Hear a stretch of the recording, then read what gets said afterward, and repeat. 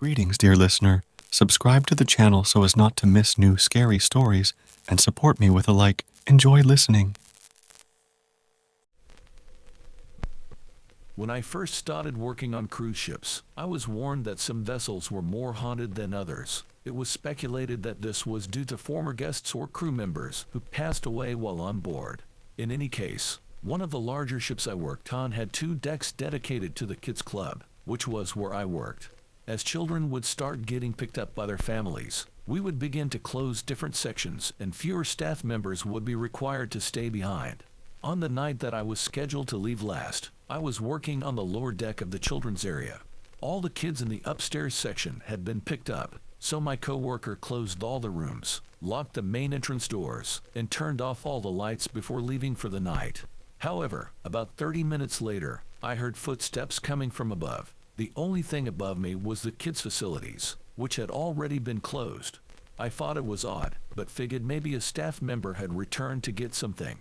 As the last kid in my care was picked up, I kept hearing footsteps coming from upstairs. I went up to check, but there was no one there.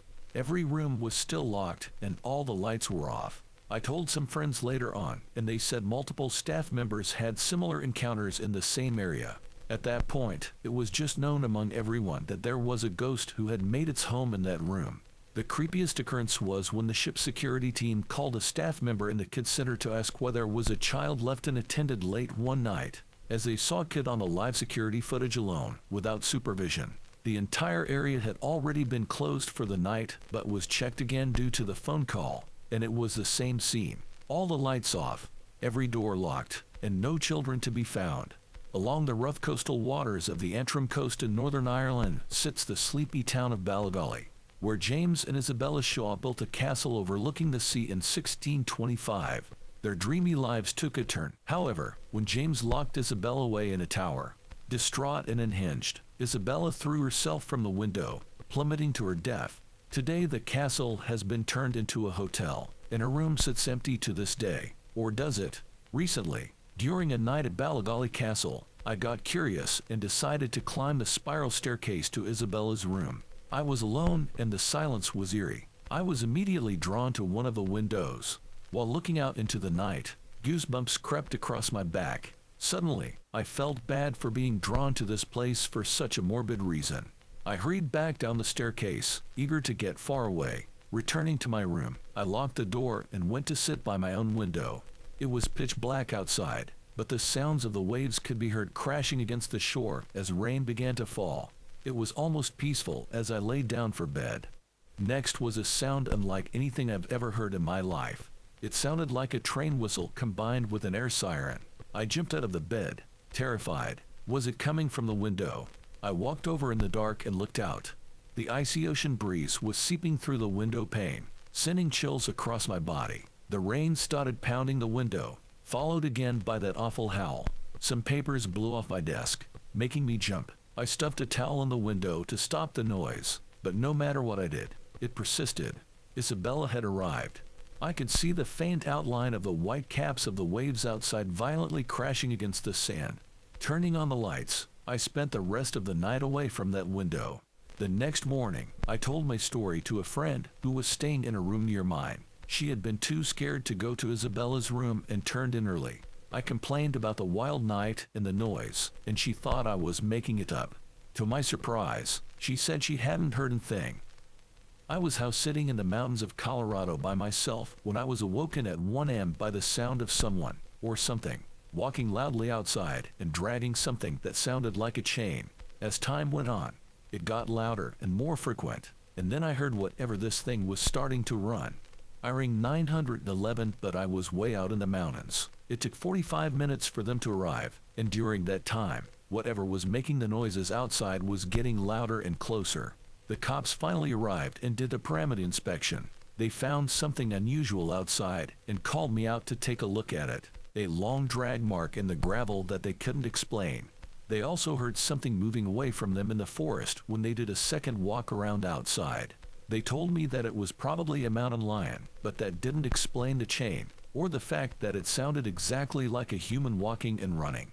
Maybe mountain lions sound like that, but I wasn't convinced. The cops left around 4 a.m., and I didn't get any sleep until it started getting light out. I had trouble sleeping by myself for months after my experience, and I will never do such a secluded house sit by myself ever again. It's been 4 years, but I still remember the absolute fear I felt, and I'm afraid that one day I will hear the footsteps and dragging again, and then I would know for sure that it wasn't a mountain lion or a human, but something unexplained. That is my greatest fear of all. One day, my husband and I were hiking to an abandoned lighthouse on the Oregon coast. The dedicated viewpoint was too far away, and we didn't bring a telephoto lens, so we decided to follow a lightly used path up the cliffside for a closer view. Almost immediately, both of us felt like ghosts were following us. We were hiking in midday, but the trail had lots of sections that were enclosed in tunnels of bushes and trees, making it feel much darker than it actually was. Both of us felt pretty relieved when we came closer to the lighthouse. Here, there was a clearing where foundations of old buildings used to be. We got as close to the lighthouse as we could. Cape Arago Lighthouse is on an island just offshore, called Chief Island, and the footbridge had been taken out, leaving no current access to the base of the building. After a short stint of photographing a lighthouse, we wanted to turn around and get out of the area ASAP. We both got weird chills and feelings that we were being followed, so we were surprised to discover an old man on the trail right behind us. He made a bit of small talk and talked about how much he loved the area. He then turned around to say goodbye and walked straight into the forest and disappeared. Bertie and I were sure we would run into him on the way back to our car, but we never spotted him again. After this creepy outing, we learned that this dangerous section of the coast had seen many deaths and shipwrecks. The area was also the site of an old Native American village, where many members of the Confederated tribes of Coos, Lorumpqua, and Siuslaw Native Americans were buried among the trees and their ashes scattered. Our uneasy feelings were justified because it seems as if we were trespassing on sacred burial land. For us, this was a good reminder to learn about the history of the land we recreate on, and always respect the history of its people and culture when visiting. I've had many scary vacation experiences and travel horror stories throughout my years as a solo traveler. There was a time I dove into a freezing ocean to swim with wild dolphins, only to come face to face with a dangerous fur seal. Or the time I spent $400 on taxis in Dunedin due to an invisible bus. This travel horror story occurred when I was spending a month in Morocco during my gap year in Europe. I just enjoyed a few weeks in Marrakesh, baking with local women, exploring the city, and experiencing a traditional Moroccan hammam. But it was time to head off to my next destination, Turkey. To get to Turkey, I had to go to the Casablanca airport. Now, I was originally supposed to fly out a week later. I had planned to head to Chefchaouen to visit the Instagram-famous Blue City. But my mom got nervous after experiencing the woes of being a female in Marrakesh. And I found out it's especially dangerous to climb the Atlas Mountains in winter, so it wasn't entirely her fault. I ended up with 3 spare days in Casablanca. They were the longest days of my life. The city feels post-apocalyptic. Buildings are half-built, with crumbling concrete clinging to steel frames. There are streets barren of people and covered in a thick sheen of dust. Even the people look haggard as you pass them on your way to the few attractions in the city. I was staying in a Best Western by the train station for ease of access to the airport, and because it was all I could get with my credit card points at the time. There's a rule in Morocco that everyone tells you, don't eat uncooked food. It's because they wash the produce in tap water, which is known for being very bad for you. After one extremely trying day, I went to the hotel restaurant for dinner. My déjeuner came with an unexpected side salad. Beaten down from the day, fed up with my anxiety, and generally starving, I took a bite without thinking. I swallowed and realized my mistake. But it couldn't be that bad, right? I mean, Best Western is an American chain. Surely their employees use American standards for their food. Nope. Within 24 hours, I had the worst case of rocket butt and explosive vomit I've ever experienced, thanks to what I'd later learn was a parasite from unclean tap water. And of course, that was the day I needed to fly to Turkey. It was genuinely the second worst flight of my life, after the time I flew with an ear infection. I puked in the check-in lineup after running for my plastic bag supply. There was nowhere to buy a ginger ale or water before boarding the flight at the airport. The pool stewardess couldn't understand why I wanted puke bags before we'd even taken off. The man next to me was visibly cringing as far away from me as possible.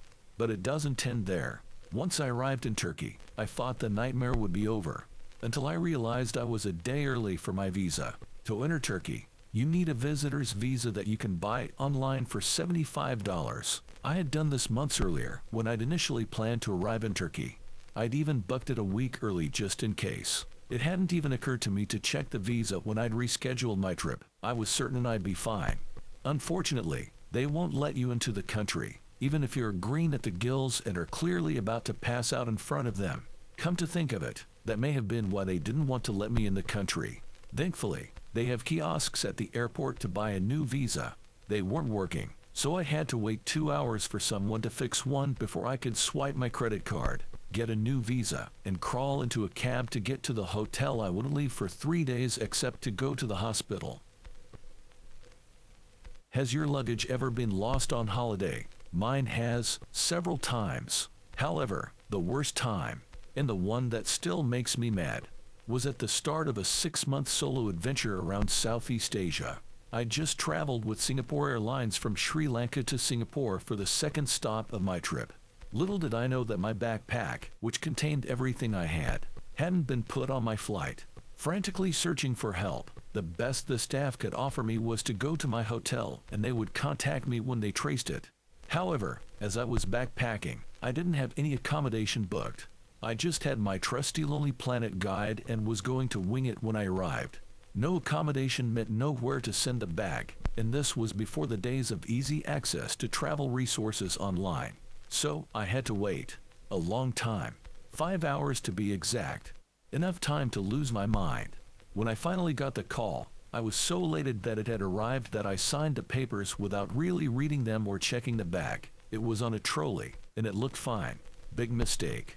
When I went to put it on my back, the straps were in tatters, and I had no hope of carrying 22 kilograms of belongings for another day, let alone 6 more months. Naturally, I complained, but I had unknowingly waived my rights by blindly signing for it. In tears and with no other options, I found a shop in the airport that sold a sewing kit and super glue and fixed it. I could just about put it over my back, but it had no support, and it was crippling. For my first solo international trip, I booked tickets to Maldives. I was very excited and anxious at the same time. I decided that instead of the backpacker's favorite Mafishi Island, I'd stay on Gully Island. It's smaller, less crowded, and according to reviews it had a nice beach. I booked my room there via Airbnb. I chatted with the host about the details and even reserved a boat tour with other guests in advance. When I arrived in the island, the hotel was closed down. A local approached me and said it had been closed for 2 to 3 months already, and I was not the first guest to find out this way. I didn't know what to do. I could rent a private boat to take me to Mafishi Island, since public transfers were limited. I could stay in Gulhi and find another hotel. Either way would set me back a few $100s, and I was already in a tight budget. The local guy helped me, and we approached every hotel and resort in the island. Everywhere was fully booked, except for the last one. The owner at Silver Shade Guest House listened to my story, and he was very kind. He invited me to dinner with his staff later that night. Unfortunately, the story does not end here since I had stomachache from the unfamiliar food the day after. I skipped going on the boat tour, but my new host took me snorkeling on the best spots in the island, and even showed me the breeding area for baby sharks. He was especially careful to check on me since at that time I didn't know how to swim properly. I couldn't emphasize how kind and generous the Maldivians are. Even though the Airbnb scam was traumatizing in itself, the kindness and hospitality of the locals I'd witnessed during my trip was enough for me to want to visit there again. Airbnb eventually gave me a refund, but for some reason they did not remove the listing of the hotel that scammed me. All in all, it was a story worth telling, especially as a precaution, but now I can laugh about it. The first time I traveled to Peru, I got horrible stomach pains. It started when we were on our way to Lake Titicaca, and at first I thought it was just a regular stomach bug. I took some of the medication I had packed for my trip to Peru, but it didn't seem to help. By the time I arrived at my hotel in Puno, though, the cramps had gotten so severe that I could not think about anything else but the pain. I tried to stand up to find a doctor, but I could not even walk anymore. Fortunately, I was traveling with a friend who hurried to the reception to call an ambulance. She was told that only doctors are allowed to call for ambulances and that we need to go and see a doctor first. The receptionist never managed to call an ambulance, but at least she called for a doctor who came to the hotel. By that time, I was lying on my bed with my knees pulled up to my chest, unable to move at all. I had never been in as much pain. On top of that, the doctor only spoke Spanish, and we could barely communicate with him. After a while, the doctor opened his bag and emptied a handful of vials on the bed. He started looking at them in the dim light of the night lamp, holding them at only a few centimeters from his eyes. None seemed to be what he was looking for, or he couldn't read the labels well enough to decide which ones they were. My friend ended up reading the labels for him until they found a right one. He injected a drug, and not even a minute later, a wave of nausea washed over me. I barely managed to pull the bin close before throwing up. Whatever it was that he had given me, though, it seemed to help. After another injection, this time against nausea, the pain eased a little. The doctor wrote me one prescription for pills to take for a few days, plus another one for a few bottles of Gatorade for rehydration. It took around 2 days for me to recover, but fortunately, I was fine afterwards. Moral of the story: don't ignore pains. Call a doctor when you need one. There's nothing worse than being woken by a noisy husband at 1:30 am, or so you think. Finding Mark laying on the shower floor, water spraying everywhere in our hotel room using the shampoo bottle as a pillow instantly made me worry. So, of course, I yelled at him, "What are you doing?" He had been feeling unwell since leaving Siem Reap, and as we had had some cocktails when we were there, he thought maybe he had had some dodgy alcohol. He was guzzling water because it made him feel better, but this time it was not working and it was bad. I managed to get him off the floor, dried and dressed as I tried to work out what the heck to do. I went down to the desk and asked how I could get him to a hospital. They told me they would give me a tuk-tuk and to bring him down. I hurried back to the room and told him a tuk-tuk was on its way to get him. Being 2.00 m by this stage, in Battambang, Cambodia, and in enormous pain, he was not keen on going to the hospital by himself. But what was I meant to do with our kids? I woke our 13-year-old daughter up. Luckily, we travel with teenagers, and told her what was going on, gathered out insurance documents, passports, gave her the unusual instructions about safety, and then took Mark downstairs. My heart was racing as Mark wandered in severe pain. Our tuk-tuk was there waiting and the desk clerk was giving the driver instructions. We jumped in and off we went, Mark, writhing in pain at every bump. The first hospital, the local hospital, we went to was dark and no one seemed to be there, so our driver motioned us to get back in, looking panicked and worried. We headed for the next hospital, the international one, but once we arrived we were turned away, with the driver looking more worried every second. The security guard at the gate said that the hospital was only open from 9-5. By this stage Mark was in so much pain he was really struggling, and it was getting scary. The driver pulled up at the first hospital again yelling, I think, for help. People jumped up off camp stretchers everywhere and escorted us into the hospital. They took us to a little room and started treating Mark. Things did get better for a little while, and he was admitted to a room where he was given pain relief. Unfortunately, it became clear that it wasn't working and something wasn't quite right. We found out he was being treated for food poisoning, and we were pretty sure it wasn't that. I started contacting a friend who was a nurse, a friend who was a GP, and our insurance company, who were all over it immediately. A nurse told me by the sounds of it Mark had kidney stones, and we needed to get to Phnom Penh immediately, as at this stage we had not been seeing anyone in 5 hours. But I had to get back to our kids to check on them. The hospital was so close I could actually see our floor from the room they put Mark in, and I spent the rest of the night as Mark ended up falling asleep staring at the hotel. I walked back and took them for breakfast and to see that their dad was okay. I then took them back to the hotel where the lady who owns the hotel was worried about us. I left them there again and went back to get Mark, who I found wandering down to the front desk. He felt better and still had not seen anyone, so he wanted to leave. We collected his things, told the insurance agency, whose agent was frantically looking for us in the hospital, but was told there were no foreigners there. We still don't know what happened there, and took him back to the hotel to rest as he was feeling much better. The next morning we were driven in a private vehicle to Phnom Penh. and as we sat down for dinner, Mark grimaced in pain, and we called the tuk-tuk for it all to start again. My partner and I were enjoying a late summer holiday in Paphos, Cyprus. It was my partner's birthday, and we wanted to do something a bit different, so we decided to book a last-minute boat trip. We were up nice and early, by the front of the hotel, ready to be picked up for our day trip. After waiting for more than half an hour, we were told that there had been a mistake and we had been given the wrong time. But we were in luck. The hotel arranged a local guide to take us to the spot the boat was due to stop next. The guide was very friendly and apologized for what happened. We arrived at our destination and were taken down to the beach where we could see the boat and everyone in the sea enjoying themselves. A speedboat then appeared out of nowhere and started heading towards us. This was our ride.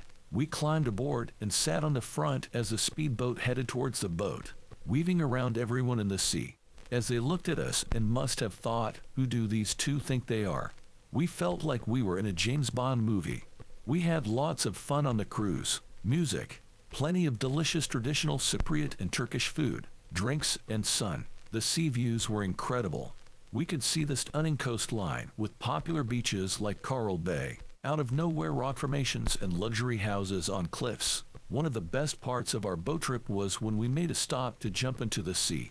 I couldn't resist jumping into the crystal clear water. The water was cold, but I didn't care much because the feeling of swimming in the middle of nowhere and being able to see fish swim around us was just amazing. So after hours of enjoyment and relaxation, on our way back I started feeling a bit unwell. I had to run downstairs and skip a full queue to go to the restroom. I was seasick. I went upstairs. I had a look at my partner, and he didn't look great either. He told me he was sick too. It was a very romantic ending to his birthday. One of our most adventurous travel stories happened when we were traveling in Peru's capital, Lima. On the way to the district Miraflores in Lima, we took the metro bus, which is considered the fastest means of transportation in the city. When we got on, we were suddenly pushed hard, although just a few people got on with us. A few seconds later, my husband Eduardo noticed that his cell phone had disappeared from his pocket. Since we usually speak to each other in English, we must have seemed like easy victims to the pickpocket. What the pickpocket didn't count on, however, is that we speak fluent Spanish. My husband is a native Spaniard. Without thinking, my husband made himself heard loudly that someone around us must have just taken his phone. Immediately, we got lots of attention. A man next to us pointed out that a middle-aged woman behind him had just made his cell phone disappear into her bag. Of course, that could have been a trick to distract from himself. When asked about this, the lady naturally got angry and left the bus at the next stop. In just a few seconds, we had to decide and jumped out of the bus at the last moment so as not to lose the lady. After heated discussions with her, we kept following her over several stops. The funny thing was that there were always bystanders who told us that the lady was behaving strangely and that we should continue to follow her. When she got back on a bus, I saw the imprint of a cell phone in her pocket for a moment. So we continued to follow the lady. At the next bus stop, a security guard noticed us and decided to call the police to search the lady. Suddenly, the lady leaned over to us and offered to give us back our cell phone if we didn't report her. As the police turned the corner, she took my husband's cell phone out of her underwear. Yes, that's where she had hidden it, and handed it to him. Dumbfounded, he took it. Since we already had our phone back when the police arrived, we couldn't press charges because we had no evidence. But at least we had our phone back. A few years ago, I spent my spring break exploring Amsterdam with some friends. We spent a week checking things off our Amsterdam bucket list and enjoying a break from school. The night before we were leaving to head back to the US, we spent the evening hanging out in our Airbnb, enjoying a weed brownie while packing our stuff.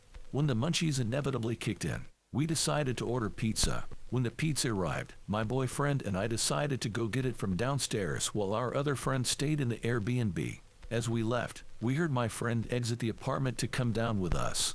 No big deal, right? Wrong. When my friend left the Airbnb, the door closed behind him and locked. Guess where the key was? Inside the Airbnb. We were stuck in the hallway of our apartment building in the middle of winter with no way to get in. To make matters worse, the three of us were wearing pajamas with no coats, and I was the only one wearing shoes, if you can count slippers as shoes. I had a SIM in my phone that allowed me to make local calls, but of course my phone was almost dead. We tried frantically to get a hold of our host so we could pick up a spare key.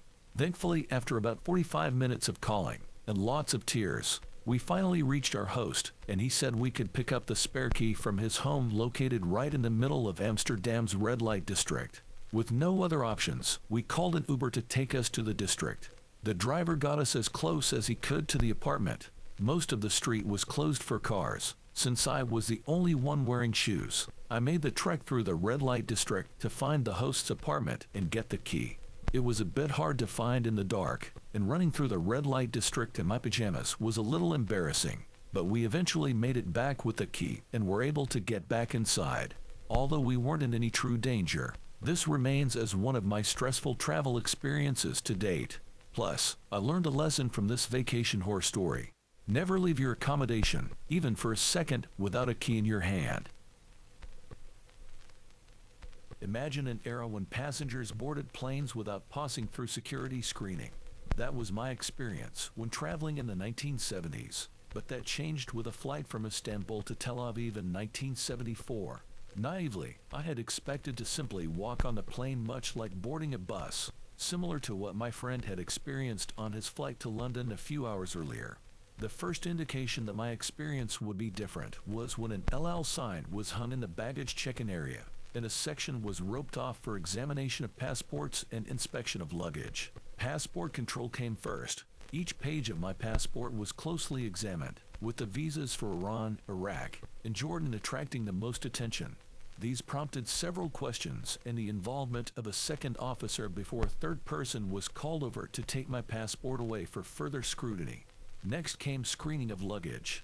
In 1974, this meant physical inspection of each item in my bag and use of a handheld metal detector. While this was underway, the officer returned with my passport and puzzling questions about my visit to Czechoslovakia. Prior to boarding, men and women were separated for frisking by officers of the same gender as the passengers. It felt thorough, but then, I'd never been frisked before. My camera was removed from my jacket, and I was asked to expose one photograph. This was a costly inconvenience as film and processing were expensive back then, and taking photographs required measured constraint. About 15 meters from the gate, the El plane sat on the tarmac, surrounded by armed officers toting automatic weapons. A bus pulled up as close as it could get to the gate, and passengers boarded in single file. An armed officer guarded the bus, and I observed two others on rooftops. After circling the plane, the bus stopped at the bottom of the steps, and we were quickly herded onto the plane. I imagine one or two undercover commandos were on board to deal with any threat that could potentially jeopardize our safe arrival in Israel. Upon reflection, the strict security measures shouldn't have been surprising. The 1973 Yom Kippur War in the Middle East hadn't yet concluded, and Israel's vulnerability to terrorist attacks abroad had been tragically demonstrated by the hijacking of an El Al plane in Rome and the slaying of 11 Israeli athletes and officials at the Munich Olympics. Nevertheless, it was such a new experience that a description warranted several pages in my travel journal.